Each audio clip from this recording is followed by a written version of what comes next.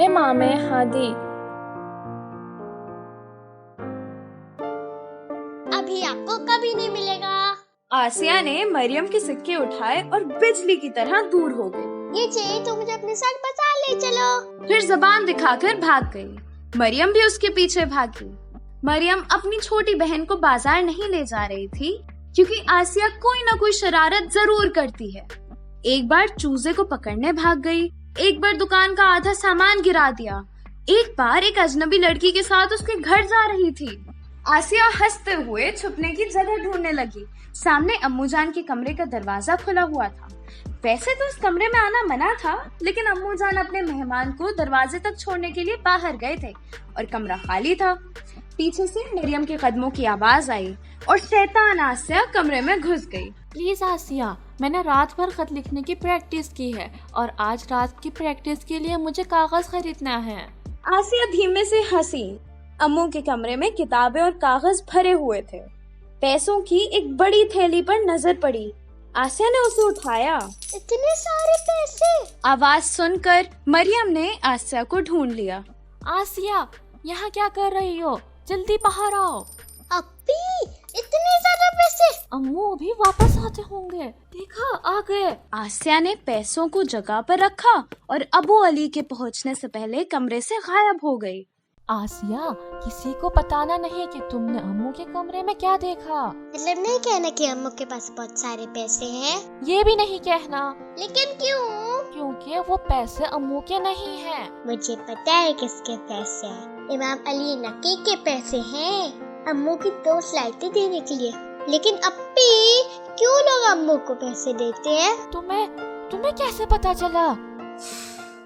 کیونکہ خلیفہ امام کا دشمن ہے، اسی لیے نہیں چاہتا کوئی امام کے پاس جائے۔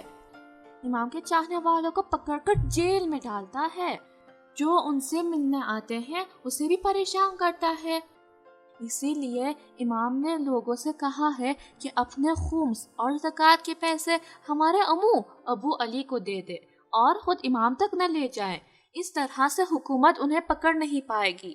اگر عباسی حکومت کو پتہ چل جائے امو امام کے لیے کام کرتے ہیں تو ان کو جیل میں ڈال دیں گے، یا پھر اسی لیے جو اس گھر میں آئے یا جو اس گھر میں ہو، اس کے بارے میں کسی سے کبھی کچھ نہیں کہنا۔ منہ پورا بند، سمجھی؟ میرا منہ بند ہے، لیکن خمس اور زکوٰۃ کیا ہوتا ہے؟ تمہارے سوال کیوں ختم نہیں ہوتے؟ خدا نے سبھی مسلمانوں کو حکم دیا ہے کہ اپنے پیسے کے کچھ حصے امام تک پہنچائیں تاکہ وہ ان پیسوں کو دوسرے لوگوں کے لیے خرچ کریں، جیسے غریبوں کی مدد کرنا، گھر اور مسجد بنوانا۔ اگر ہم اپنے پیسے حکومت کو دیں گے تو پیسوں سے اپنے لیے ہی اچھے کپڑے، کھانے اور محل خریدیں گے، غریب لوگوں کا کچھ بھلا نہیں ہوگا۔ پیسے مجھے دو، ورنہ آنٹی کو پتہ چل جائے گا کہ تم امو کے کمرے میں بغیر اجازت گئی تھی۔ آسیہ شاید پھنس گئی تھی۔ پیسے دینے کے لیے ہاتھ بڑھائے مگر پھر اس کی آنکھوں میں خاص چمک آئی۔ مجھے بھی بازار لے چلو، ورنہ آنٹی کو پتہ چل جائے گا کہ آپ رات بھر جاگی تھی۔ تم 8 سال کی تو ہو، مگر تمہارے ساتھ 100 سال کا ایک بھوت بھی رہتا ہے۔ 2 منٹ میں تیار ہونا، پتہ نہیں آج کیا ہنگامہ ہوگا۔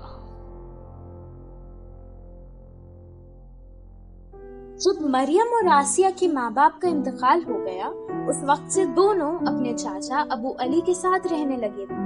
وہ بہت بڑے عالم تھے، بچوں کا بھی بہت خیال رکھتے تھے۔ مریم نے آج طے کر لیا تھا کہ کسی طرح سے آسیہ کو ہاتھ نہیں چھوڑے گی۔ وہ لوگ کاغذوں کی دکان پر پہنچے۔ مریم طرح طرح کی کتابیں اور کاغذوں کو دیکھنے لگی۔ اچانک سے اسے لگا کہ کوئی اسے دیکھ رہا ہے۔ جب اس نے نظر اٹھائی تو لال کپڑے میں ایک آدمی سے نظریں ملی۔ وہ آدمی دوسری طرف دیکھنے لگا۔ مریم کو لگا کچھ صحیح نہیں ہے۔ جب آخر میں اس نے کاغذ خرید لیا اور دکان سے باہر آئی، تب بھی وہ آدمی وہیں کھڑا تھا۔ مریم نے آسیہ سے کچھ کہنا چاہا، لیکن آسیہ تو غائب ہو گئی تھی۔ دور دور تک آسیہ نظر نہیں آ رہی تھی۔ وہ پریشان ہو کر ادھر ادھر ڈھونڈنے لگی۔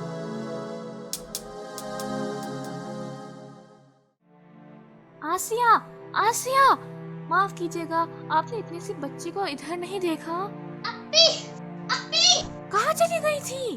अरे जल्दी आओ, बहुत जरूरी काम है। बताओ तो क्या हुआ है? आसिया ने मरियम का हाथ पकड़ा और उसे खींचते हुए बाजार के बाहर शहर के दरवाजे के पास ले गई। वो फैमिली को देख रही है, वो लोग शिया हैं। धीमे बोलो। उन लोगों के यहाँ पे कोई नहीं, कूफे के पास रहते हैं। वो लोग इमाम से मिलने सामरा जा रहे हैं और उनको यहाँ रेस्ट करना है। उन लोगों को इमाम को कुछ पैसे देने हैं, इसलिए घबरा रहे हैं कि कोई उनके पैसे चोरी ना कर दे या किसी को पता न चल जाए कि वो शिया है। तुम्हें ये सब कैसे पता? क्योंकि मैं उसी पेड़ पे चढ़ी थी जिसके नीचे वो लोग बातें कर रहे थे। अभी चलो उन्हें अपने घर ले चले। क्या कह रही हो?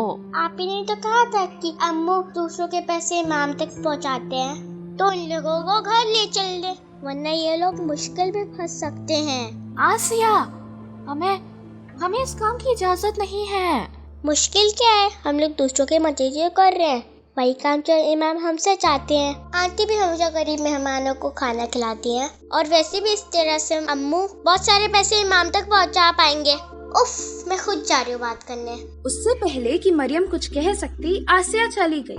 मरियम बहुत कंफ्यूज हो गई। वैसे तो बात आसिया की सही थी, अम्मू और आंटी हमेशा मेहमान बुलाते हैं, लेकिन सिर्फ खास लोगों को पता होता है कि अम्मू इमाम के वकील हैं। ये काम बहुत खतरनाक है, हो सकता है वो लोग हुकूमत के जासूस हों। उसी वक्त मरियम ने फिर से उस आदमी को देखा जो उनके पीछे आ रहा था। ये देखते ही मरियम आसिया की तरफ दौड़ी। वो तकरीबन उन मुसाफिरों तक पहुंच गई थी। आसिया ने कुछ कहना चाहा, लेकिन मरियम ने उसे किनारे लाकर कहा, कोई हमारा पीछा कर रहा है, मुड़ो नहीं। घर जाकर अम्मू से पूछते हैं क्या करें। अबू अली ने एक लंबी सांस ली, फिर कुछ सोचते हुए बोला, इमाम के वकीलों के बारे में जितना कम पता हो उतना ही अच्छा है, लेकिन शायद तुम लोगों के लिए जानना ही बेहतर हो। मरियम का दिल तेजी से धड़क रहा था। अबू अली उठकर एक बड़ा सा कागज लाए। इस नक्शे को देखो, ये सामर्रा है, यहाँ इमाम रहते हैं। ये बगदाद है, यहाँ हम रहते हैं। इमाम ने सारे शहरों को 4 हिस्सों में बांट दिया है, हर हिस्से का अलग वकील है। पहला हिस्सा है मक्का, मदीना और यमन। दूसरा हिस्सा कुम और हमेदान। तीसरा हिस्सा कूफा और आसपास के शहर। चौथा हिस्सा है बगदाद। आप बगदाद के वकील हैं? जी, मतलब यहाँ के रहने वालों को अगर इमाम से सवाल करना हो या खत देना हो या जो भी काम हो, लोग मेरे पास आते हैं। हर जगह के रहने वालों को अपने शहर के वकील के पास जाना होता है, दूसरे शहर के वकील के पास नहीं। जो कूफे में रहता है इसलिए उसे कूफे के वकील के पास जाना होगा। लेकिन अगर कोई इतनी दूर से तब क्या होगा? आप उसके वैसे क्यों नहीं लेते? मरियम भी यही सोच रही थी। उन बेचारों के लिए कुछ ना कुछ तो करना चाहिए। अबू अली ने मेज के ढकने को खोला। यहाँ सामान छुपाने की जगह थी। उसमें से उन्होंने एक खत निकाला, उसे चूमा और अपनी आँखों से लगाया।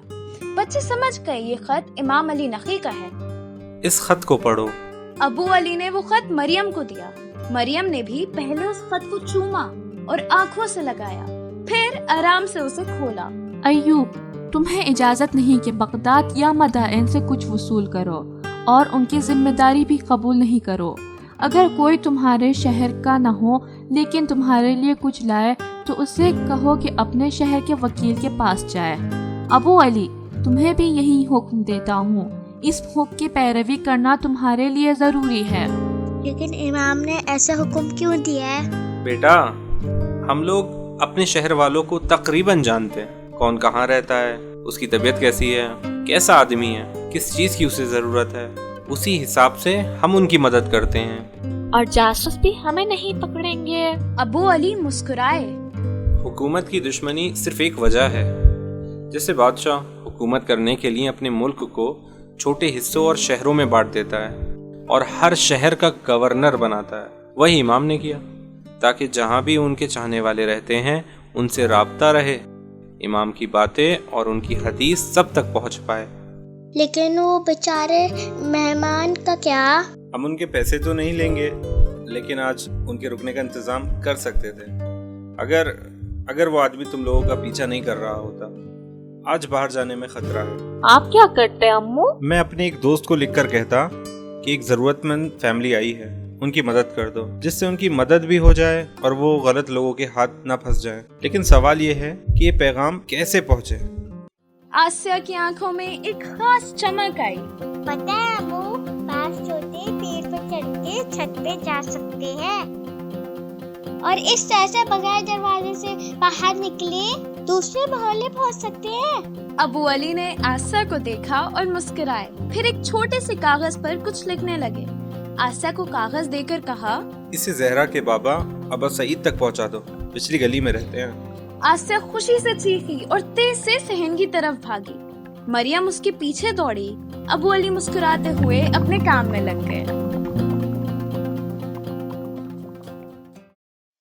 ابو علی حسن ابن راشد امام محمد تقی اور امام علی نقی علیہ السلام کے اصحاب میں سے تھے۔ اپنے ایمان، امانت داری اور اونچے کردار کی وجہ سے وکالت کے سسٹم میں ان کی پوزیشن ایک فائنانس منسٹر جیسی تھی۔ ابو علی سے عباسی حکومت کو اتنا خطرہ تھا کہ آخر میں انہیں شہید کر دیا۔ 10ویں امام سے جب ان کے بارے میں پوچھا گیا تو مولا نے فرمایا، خدا ابو علی پر رحمت کرے، اس کی زندگی پاک اور کامیاب تھی اور اس کی موت شہادت قرار پائی۔